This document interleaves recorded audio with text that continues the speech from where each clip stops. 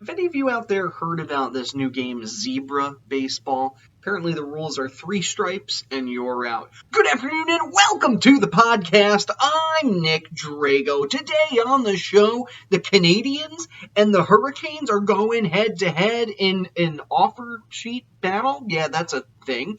The Mets' new celebration is actually a middle finger to their fans. And, of course, we got to talk about the Eagles making a big trade for a big-time quarterback. Stick with us, friends, because sports starts now! Hey, shoots and scores a rocket slammer, and the Penguins make it 2-1. Bang! Oh, what a shot from Curry! Anything's possible. Anything's possible!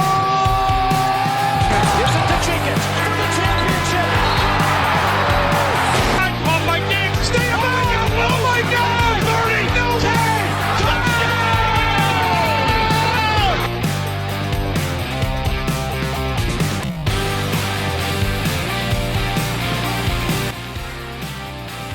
And welcome to the Sports Podcast with me, your host, Nick Drago. Now, for those of you that are old fans or been here before, you can tell we have some lovely new sounds, new song to start our sports-tastical day. So yeah, that's a fun change. Now, I know I haven't been here in a few weeks, and I will explain to you now. Having a baby is hard. It is very hard. Our son is 1 month old. Sleeps, eats, poops. He's a good baby. He really is.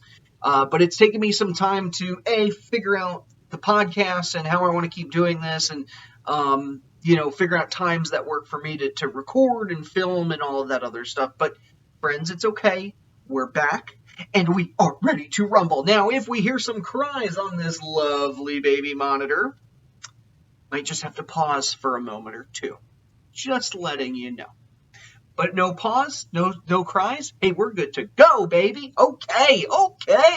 So for those of you who are new to the program, we typically talk about all the sports news and information from the previous week and give you some insight on the next week, month, year, etc. If you like what you hear, find me on Soundcloud, Twitter, YouTube, and the Facebook. Just type in sports with Nick Drago. That's me. If you don't like what you hear, well, tune in next week. It might get better.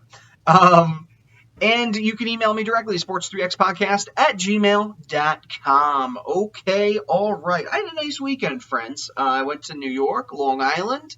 That's where I grew up, and it was cool. Got to see some people I haven't seen in a long time. Got to see some old friends, and it was fun. And it's my birthday today. Happy birthday! Oh my God, I'm 30. I'm old, friends. It's okay.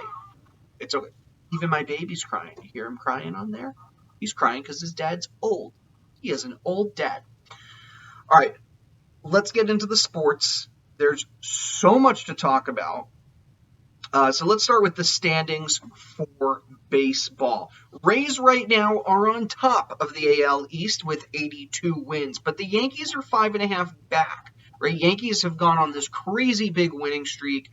However, they lost their last 2. They lost to the A's in two games, so that gave the A's a little bit of a push in the wild card. Gave us the Red Sox because they're winning a couple games now. They're 6-4 in their last 10, and the Rays have been just as good. So the Yankees really haven't made up much ground between them and the Rays. So right now you have Rays, Yankees, Red Sox, Blue Jays, and Orioles in the AL East.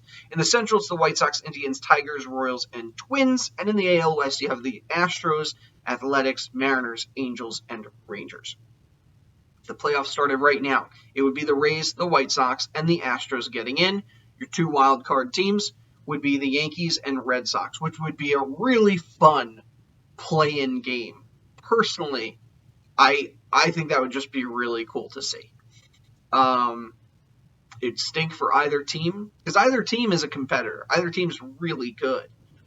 But the Rays, man, the Rays have control of the AL East right now.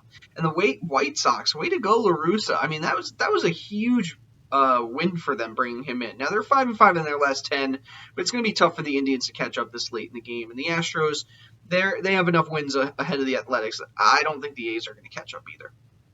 Going into the National League now, the Braves were not in first place a couple of weeks ago. It was the Phillies.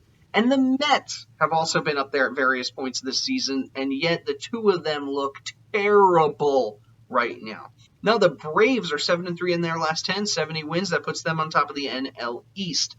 The Brewers are leading the NL Central with the Reds 8.5 games behind them, followed by the Cardinals, Cubs, and Pirates. I think the Brewers are just going to run away with it at this point.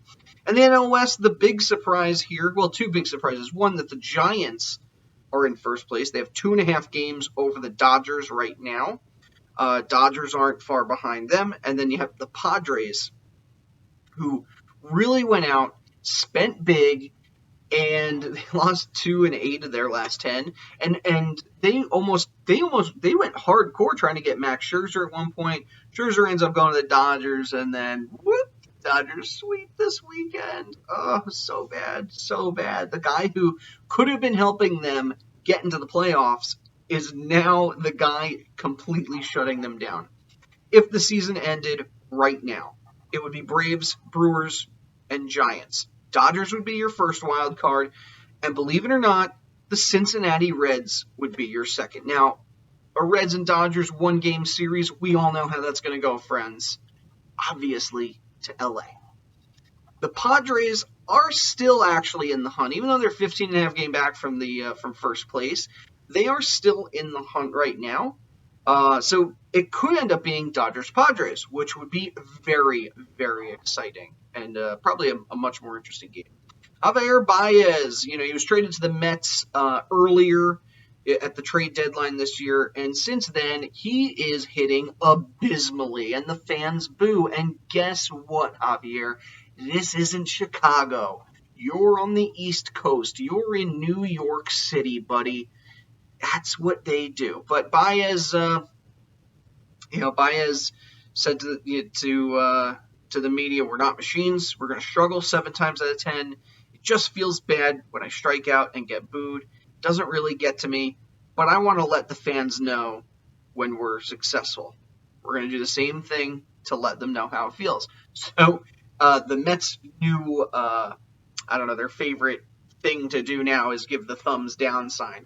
That's them basically booing their own fans. Don't you love it? This is why I'm glad I root for the other New York team, the one that just won 12 straight. But what are you going to do? The Pirates release Gregory Polanco. He has been with the team for a very long time, 29 years old. He's had some great seasons for the club, but I will say the last 3 haven't looked as good. His batting average is terrible the last 2 years, 153. This season it's 208. He's been with them a long time. Shohei Ohtani, now this guy is not being cut anytime soon. 40 home runs, 20 steals. I mean, honestly, the way the guy is pitching and batting, if he doesn't win MVP, I'm going to be really upset. Now, it's a shame because I said this when the Angels went out and spent all that money to bring him here. He is not going to get a chance to play in the playoffs. The Angels have 2 of the best players in the game, Ohtani and Trout. And at one point, they had Pujols too, one of the best in the game. All right, we'll cut him out of here because he's way past his prime, and he was. But I'm totally blown away by this. That they have these 2 fantastic players, and they can't put anything else together. Any other team would probably have traded them away and tried to rebuild or do something. The Angels don't seem to do anything, and they just don't seem to care that they're not doing anything. Ohtani is just a phenomenal player, and the Angels should be really happy to have him. All right, moving into football now. Granted, it's preseason. Does this stuff really matter? No. But we'll talk about it anyway. Colts beat the Lions 27-17. Colts did not get a chance to see Carson Wentz out there just yet. Eagles and Jets, 31-31. They had a tie. Panthers beat the Steelers 34-9. I think Sam Darnold actually got out there on this one. Yes, he did. 162 yards and 2 touchdowns. That's exactly what they wanted to see if you're Panthers. Chiefs beating the Vikings 28-25. Bills beat the Pack 19-0. Ravens get a win over the Washington football team 37-3. Bears beat the Titans 27-24. We see any Justin Fields went out for a little bit, 54 yards, 1 TD. Nick Foles had 142 and 2 touchdowns. Buccaneers beat the Texans 23-16. Broncos beat the Rams 17-12. Seahawks got a win over the Chargers 27-0. Jags beating the Cowboys 34-14. Trevor Lawrence, he's been struggling. He looked solid, right? 11 for 12, 139 yards, 2 touchdowns. Again, though, you're playing against second-string defenses. You're not playing against the top dogs in Dallas right now. I think when the season starts, all the rookies are going to struggle. And let's be honest, most of the rookie quarterbacks, now we're talking about this because there's been so many rookie quarterbacks this year. None of them have really faced first-team offenses right now. So it doesn't matter what you're seeing. It's going to change. 49ers beat the Raiders 34-10. Giants get lose.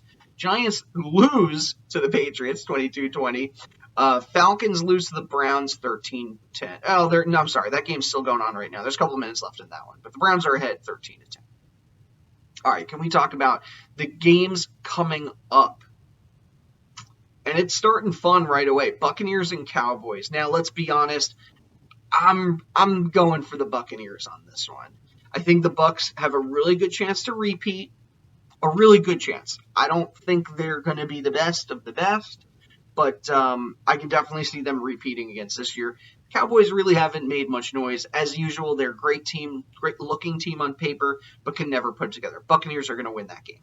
Seahawks and Colts. I'm going with the Seahawks on this one because let's be real. The Colts are by far a rebuilding team. It's going to take them a little bit more time to be able to compete with the big dogs. Jaguars-Texans. That's going to be fun. You know what? I'm going with a bold prediction. Trevor Lawrence, in his debut, is going to help the Jaguars win that game. I'm going with the Jags. Eagles and Falcons. This is a tough one. Both teams are horrible. Honestly, putrid. The Eagles don't even know who's going to be starting at quarterback. We're going to talk about that in a moment. So I'm going to go with the Falcons. We'll go with the Matt Ryan effect here and root for the Falcons. Washington and Chargers. No, wait, is this every week 1 game? I don't think this is every week 1 game. We're going to have to find the other ones. Steelers, what did I say? Washington and Chargers. Yeah, I'm going to go with the Chargers on this one. Washington still is rudderless this year. They're literally the worst team in the worst division. Let's put it that way. Steelers and Bills should actually be a really good game. Most years you'd be like, oh, Steelers, Bills. And you know what? The Bills, if they keep kept around their same core, as long as they don't miss a step, Bills are going to be a team worth talking about. I think they're going to beat the Steelers. 49ers and the Lions. That should be a fun one. Terrible teams all around. Got to go with the 49ers. Garoppolo is actually I saw today they're gonna platoon Garoppolo. Now where am I? I ended up on the wrong thing. Bengals and Vikings. We'll look that up in a second. Who's the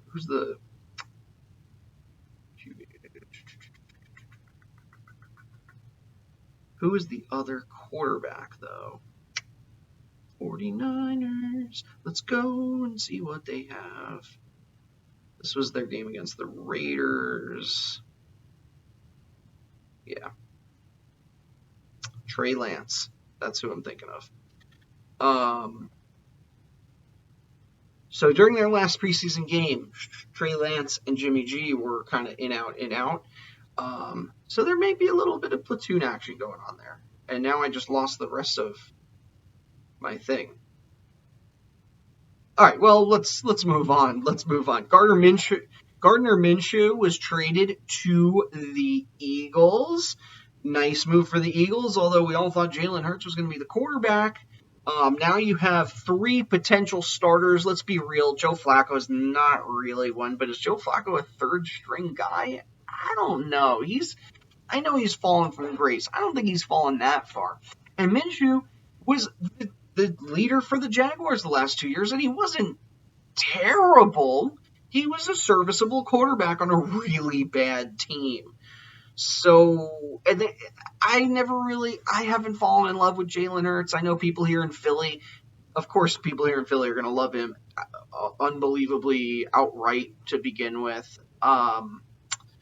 Yeah, I don't know. It's going to be interesting to see how they go. Now there's no preseason game to even give him a chance to learn the Eagles playbook. So I have a feeling it's going to take him a while just to get into it. They're going to let Jalen Hurts start for a few games, and then if he starts hurting them, then they'll trade him out for Minshew, put Minshew in. All right, we kind of talked about Trevor Lawrence's performances. The Jets went out and acquired a pass rusher. They needed it. After losing Carl Lawson, they went out and got Shaq Lawson from the Houston Texans.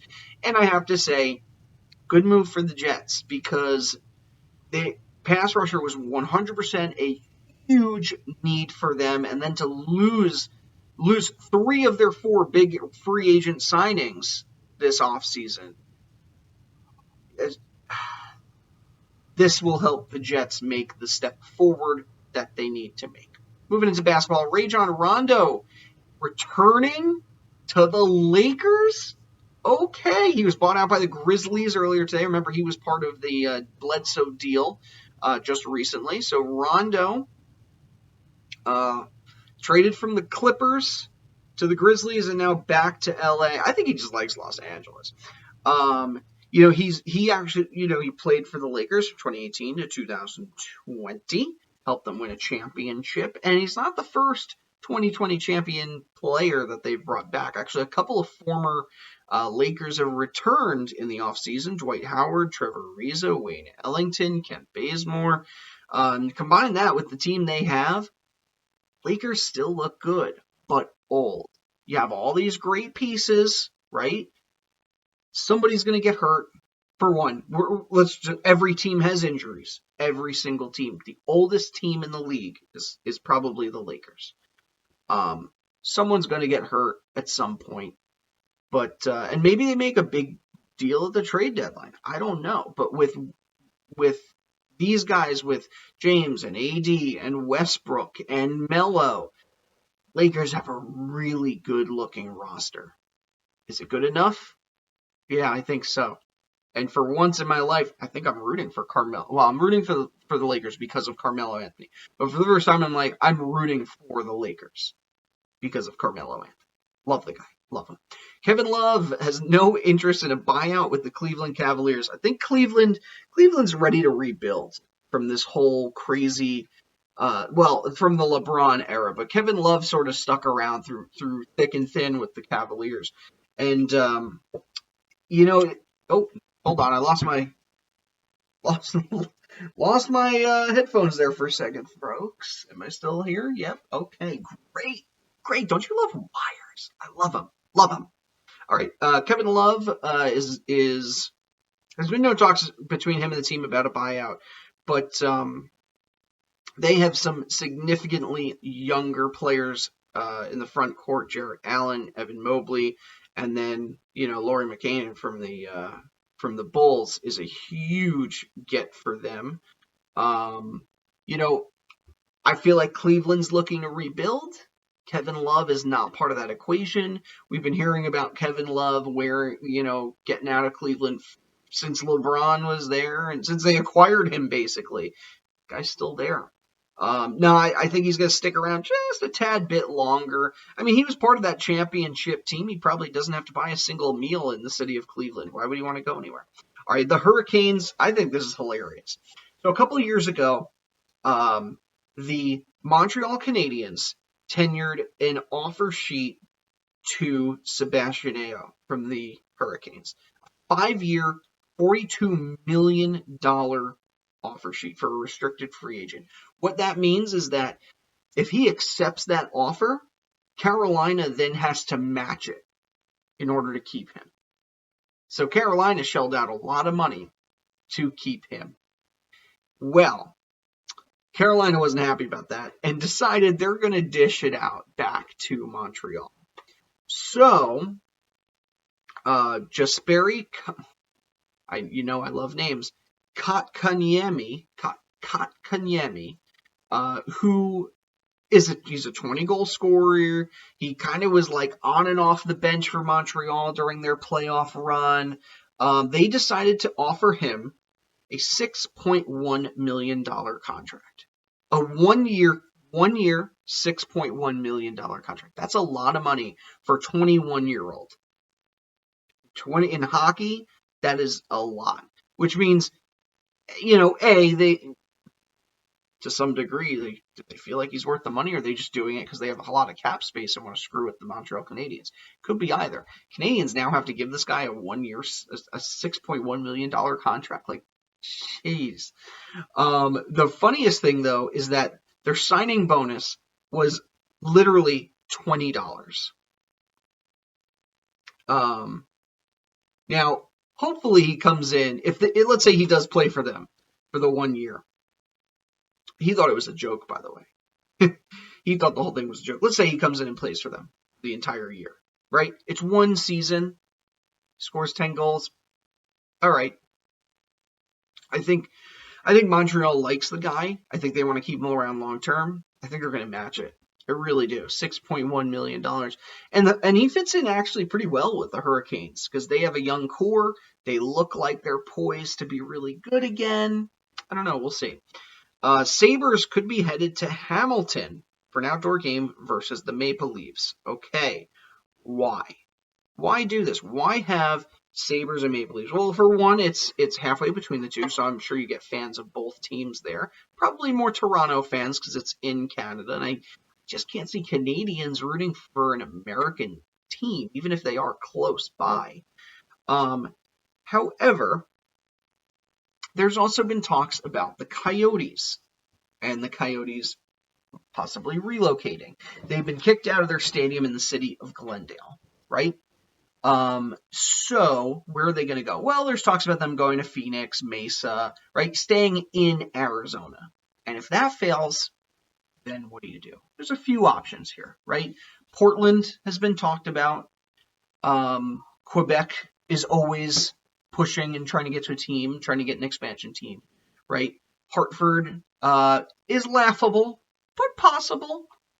And then you have Hamilton, who's been pushing for a hockey team for a long time. Now, the NHL doesn't like moving teams to Canada for many reasons, and they just refuse to give up on Phoenix, even if it hasn't been doing anything for them. I just find it really interesting. Is this game in Hamilton because it's midway between Toronto and Buffalo? Sure. Is the NHL secretly also trying to see if you could put fans in seats in Hamilton? For sure, absolutely 100%. I don't think it would ever work. There's been a couple instances over the years of rich dudes in Canada trying to bring teams to the city of Hamilton. I just don't think it's going to happen. But it's a fun prospect, and possibly would even be talked about. As far as Phoenix, let's actually. They're Arizona Coyotes.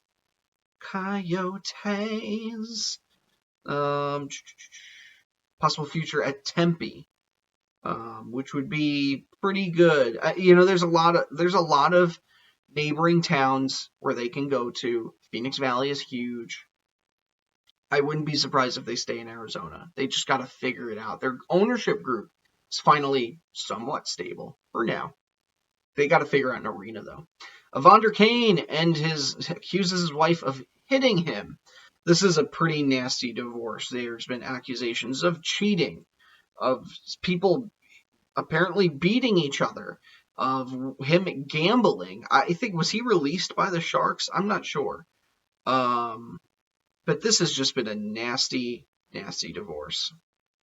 Henrik Lundqvist apparently was really close to returning, playing for the Capitals last season. But it seems like he chose not to. There was complications with open heart surgery. So we did not get to see further play from Lundqvist. Now he'll retire. He'll get his number retired by the Rangers and call it a day. Sabres and Zack Eichel. This is a mess. This thing is an absolute mess. He wants to be seen by different doctors. Sabres want to do it their way. He fires his agent. Now he's got a new agent. Just trade the guy. Somebody's going to want him. Somebody somewhere is going to want him. Doesn't matter, hurt, injured. Why is Buffalo holding on to him? Probably because they want him healthy. He'll be worth more healthy than he will be injured. So the sooner they get him healthy, and the sooner they get him back on the ice, the sooner they can trade him away. So Eichel fighting them about when he returns, kind of fighting himself because he just wants to get out of there. Bryson DeChambeau totally falls apart. Oh my gosh. Wait, this wasn't the article I was looking for, is it? Yeah, it kind of is. Patrick Cantley ended up winning the Bmw Championship this weekend. DeChambeau was in charge the entire weekend and then totally falls apart. But the thing about DeChambeau is he's a bit of a jerk. So there's a great video of him like telling Cantley not to stop walking while he's trying to line up a shot. This is a mental game. And if you can get in DeChambeau's head, you can beat DeChambeau. And the sooner other golfers figure this out, the better. Koepka's kind of the same way. He's also very arrogant. But him and DeChambeau have a bit of beef with each other, very open, I guess, about not liking each other. They're going to have to put it aside for the U.S. Ryder Cup team because the United States has only won 2 Ryder Cups in the last 20 years. Darn it, they just want to win. So we'll see. Can DeChambeau and Brooks Koepka, can they work together? I don't know. We're going to find out. But friends, that's all the time I had for today. I just want to say it has been lovely chatting up the sports with you. I feel like I know you, myself, and this world just a little bit better today. Anyway, if you like what you hear, find me on SoundCloud, Twitter, YouTube, and the Facebook. Special thanks, as usual, to Joe Drago, who's the content editor, set designer, and logo designer of this podcast. I'd love to thank our social media warriors, Gary and Mary Kay Albert, because honestly, they've been curious, like, where has this show been? They've also been helping us with the babies. I think they understand. And I hope you enjoyed the new song, which the name escapes me, but the information is in the thing below. So this is not copyright infringement, friends. I'm doing what you told me to do. Thank you.